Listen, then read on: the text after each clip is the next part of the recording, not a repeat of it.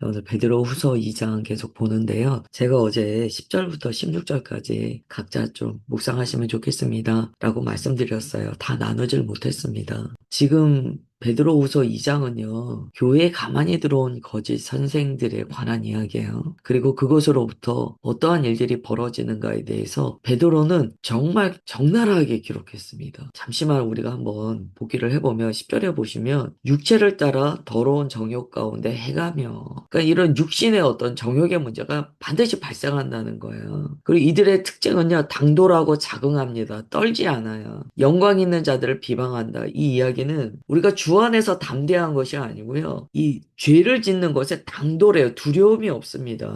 뭔가 이렇게 죄 가운데 처할 때요. 좀 움츠려드는 모습이 없어요. 당돌해요. 특별히 영광 있는 자들, 이건 어떤 영적인 존재 혹은 권위자들 앞에 거리낌이 없는 것을 이야기합니다. 이 마음에요. 겁이 없어요. 죄를 지을 때 좀 겁이 있고 움츠려들고 이러면 그나마 돌이킬 수 있는 기회가 있어요. 근데 이들은 그런 게 없다는 거예요. 그래서 소위 말하면 뻔뻔합니다. 아무 거리낌이 없어요. 그 다음에 보시면 12절에 그래서 베드로가 이야기해요. 이성 없는 짐승 같다. 도무지 옳은 말이 통하지 않는다는 거예요. 자기 중심성이 강하고 내가 옳다라는 것이 강하기 때문에 아무리 잘못됐다고 이야기해도 그걸 돌이키지 않는다고 합니다. 근데 13절에 보시면 이렇게 이야기해요. 이들이 낮에 즐기고 노는 것을 기쁘게 여기는 자들이니 점과 흠이라. 이들을 점과 흠이다라고 불러요. 그전에는 이성 없는 짐승이다라고 했고 13절에는 점과 흠이다. 그러니까 그리스도인이 이 점과 흠에 맞닥뜨린다면 무슨 일이 생기겠습니까? 근데 이들이요, 점과 흠인데 너희와 함께 연애한다라고 이야기해요. 이 13절의 내용이었습니다. 그러니까 그리스도인 공동체 안에서요, 그리스도인들과 함께 연애를 즐긴다는 거예요.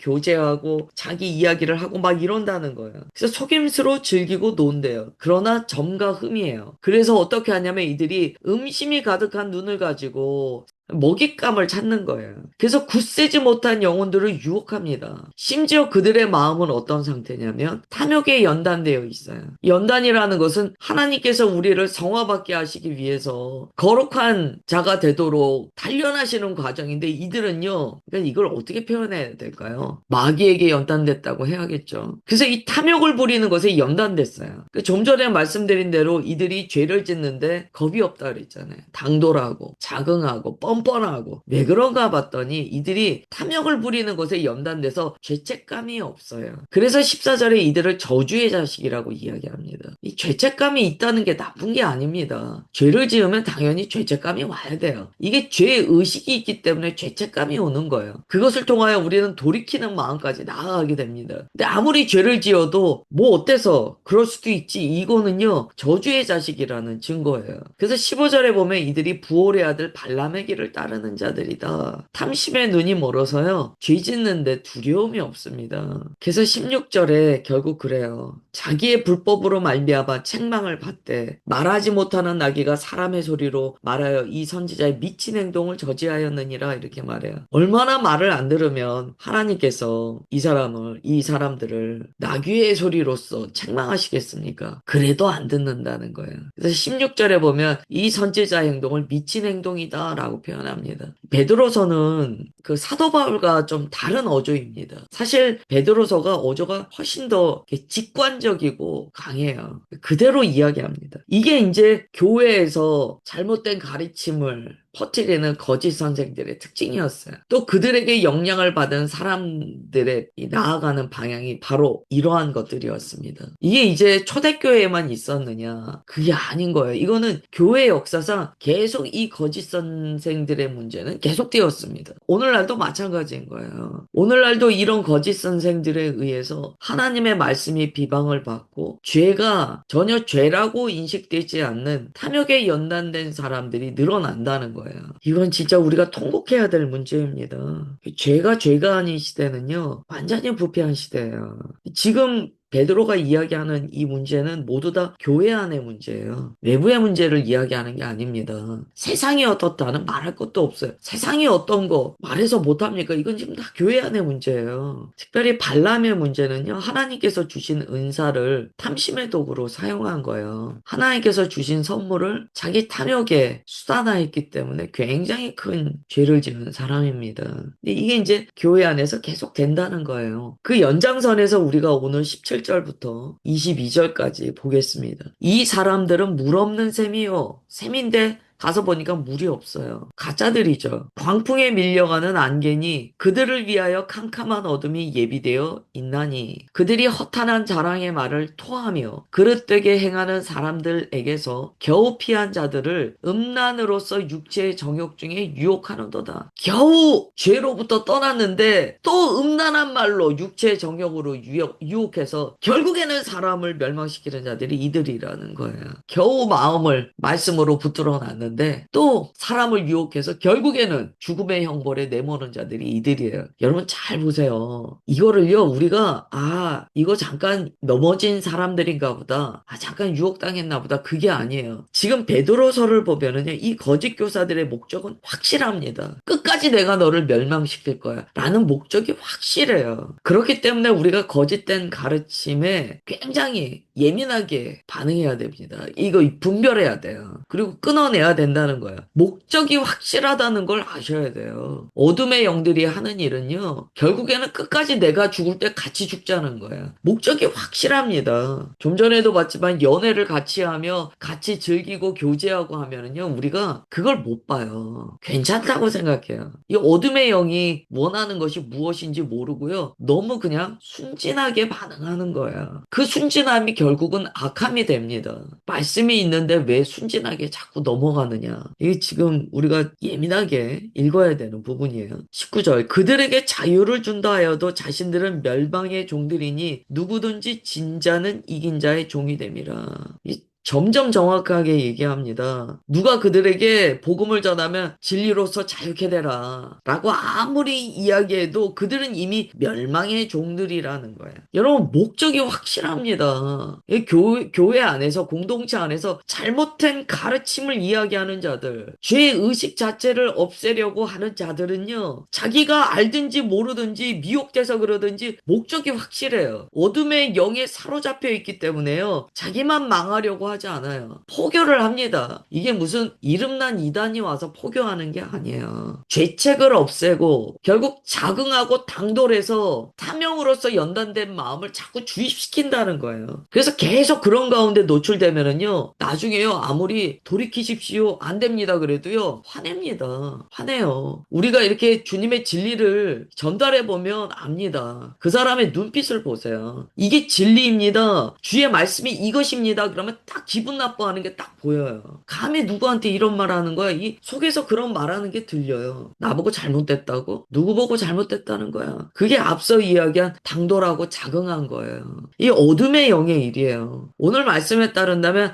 하나님의 말씀을 들을 때 그나마 조금이라도 내가 잘못됐구나. 주님 저를 도와주옵소서. 이러한 좀 움츠려드는 모습이라도 있을 때 그래도 소망이 있는 거예요. 그런 모습이 없을 때 이게 얼마나 어둠의 영에 사로잡혀 있는가를 우리가 보게 됩니다.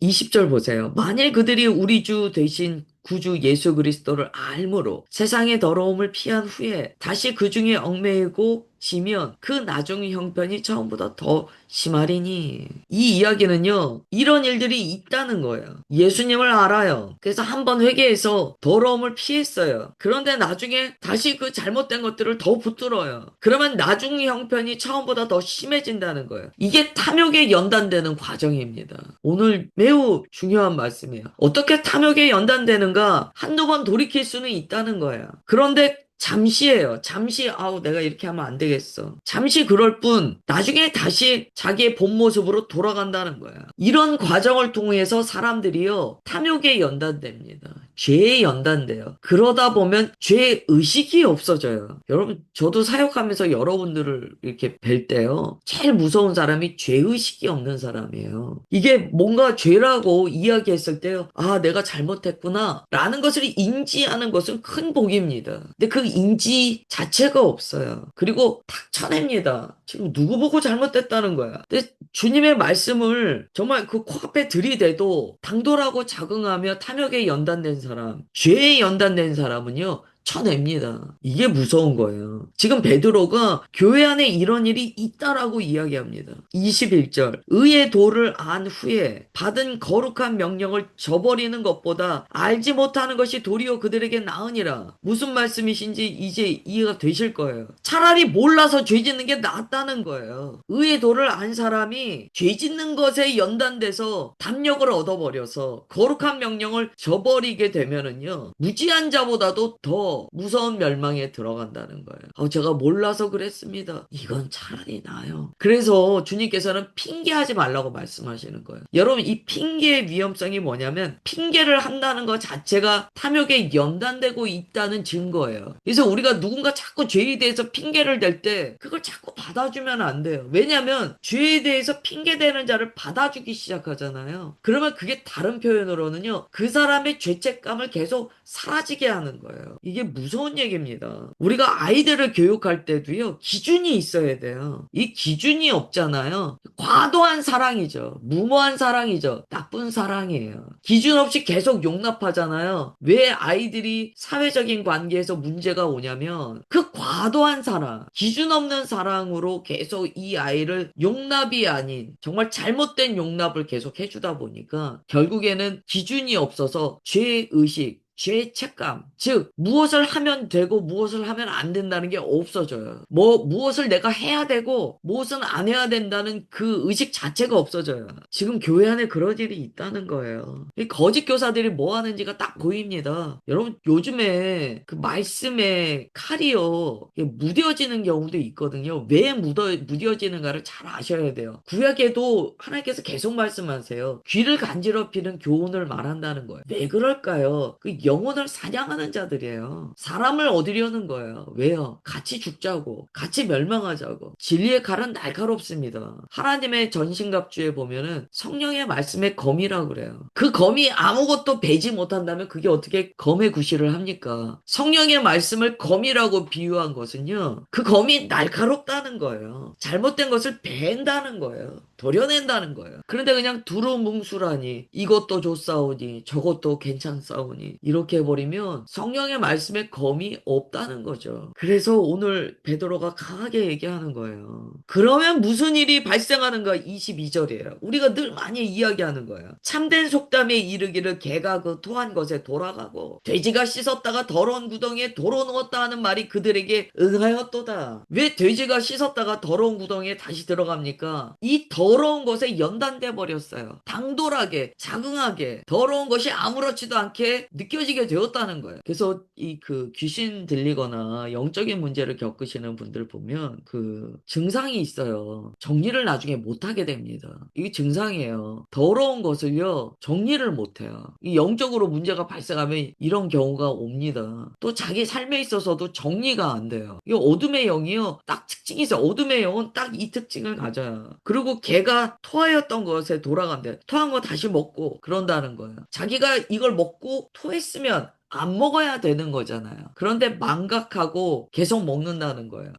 베드로가 굉장히 강력한 어조로 이야기했어요. 베드로 이제 자기가 곧 순교당할 것을 이미 예수님께 계시를 받아 알고 있는 상태에서 한 이야기입니다. 이건 베드로의 유언이에요. 베드로가 이렇게 강하게 이야기하는 것은요, 이것만큼은 내가 이야기해야 돼. 이것만큼은 내가 마지막으로 설교해야 돼. 라고 생각했기 때문이에요. 베드로가 마지막에 한 설교문이 이거예요. 없어요. 정말 나이스하지 않죠. 젠틀하지 않죠. 정말 듣기 싫은 설교를 하고 갔다는 거예요. 이들은요, 사람들에게 자유를 준다고 거짓말을 칩니다. 그러나 반드시 멸망시켜요. 그들이 말하는 자유는 멸망받을 자유예요. 정말 우리가 주님의 말씀을 늘 묵상해야 됩니다. 말씀을 이렇게 우리가 받을 때 내 마음에 말씀의 파장에 따라 나도 떨림이 있는가를 보셔야 돼요. 말씀을 아무리 봐도 내게 떨림이 없어. 말씀을 아무리 봐도 나랑은 상관이 없어. 무언가 담력을 얻어버린 거예요. 좋지 않은 담력. 오늘 말씀도 각자 좀 묵상하셔야 돼요. 나는 어떤가? 나는 혹시 잘못된 것에 연단되지 않았는가? 우리는 주님의 말씀으로 연단되는 자들이에요. 잘못된 가르침에 연단되어 버리면 결국에는 죄책이 없어지고 자유를 죄 짓는 것에 사용하는 데까지 나아가게 됩니다. 오늘 베드로의 이 마지막 설교를 조금 더 살펴봤는데요. 우리는 의의 종이지 죄의 종이 아닙니다. 가르침을 분별받으시고 그래서 너무 설교만 듣지 마시라는 거예요. 말씀을 읽으셔야 돼요. 그리고 성령께서 그 말씀을 내게 어떻게 조명하여 주시는가. 그거 집중하십시오. 오늘 내게 주시는 그 말씀이 나를 변화받게 하시는 예수님의 십자가의 생명이라는 것을 붙드십시오. 기도하겠습니다. 하나님 아버지, 생명의 근원 되신 주님의 거룩한 말씀을 받으며 또한 오늘의 만나로 우리가 먹었나이다. 어떤 샘은, 어떤 웅덩이는 겉으로 볼 때는 샘인 것 같지만 실제로는 물이 없는 것을 가르쳐 주셨습니다. 주님, 우리가 그런 자들 아닌지 돌아보게 하옵소서. 마치 물이 담겨 있는 것처럼 겉모습은 그렇지만 그 안에 담겨 있는 생수가 없어 흘려보낼 것도 없는 그러한 생명 없는 자들이 아닌가 돌아보게 하옵소서. 우리에게 주신 자유를 의를 행하는 것에 사용하게 하시고 죄 짓는 것으로부터 단호히 거절하며 오직 주님 앞에 복종하는 우리의 내면과 삶이 되게 하옵소서. 오늘 그렇게 우리를 새 창조하여 주시고 말씀으로 씻어 주심을 감사드리오며 사랑하는 주 예수 그리스도의 이름으로 기도드리옵나이다. 아멘.